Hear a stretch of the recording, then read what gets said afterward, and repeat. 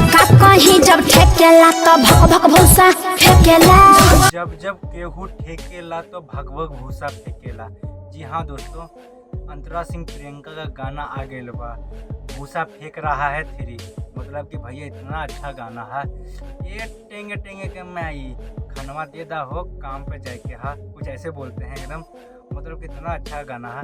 जब जब केहू ठेकेला तो भग भग भूसा फेंकेला।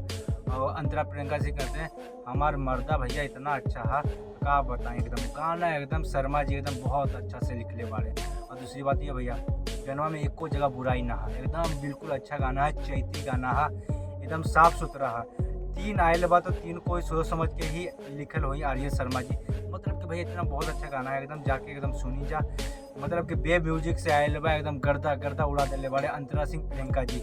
और उनका ऐसे भी आवाज में दम बा भैया, वो से एकदम गर्दा गर्दा उड़ा देवे। अब भूसा फेंक रहा है थ्री आयल बा तो और गर्दा उड़ाई, ताकि काहे कि लगन का समय है और दूसरा चैती का भी समय है। एकदम गेहूँ कट रहा बा, गाना सुन रहे बाड़े और भूसा एकदम फेंक रहे बाड़े एकदम। और जब जब सटेला तब भूसा फेंकेला एकदम।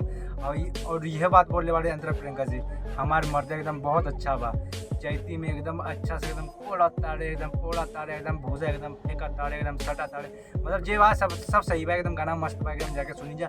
और प्यार दुआर दी भैया, बहुत कम व्यू आ रहा है बा। सब्सक्राइब करिए, लाइक करिए और शेयर करिए।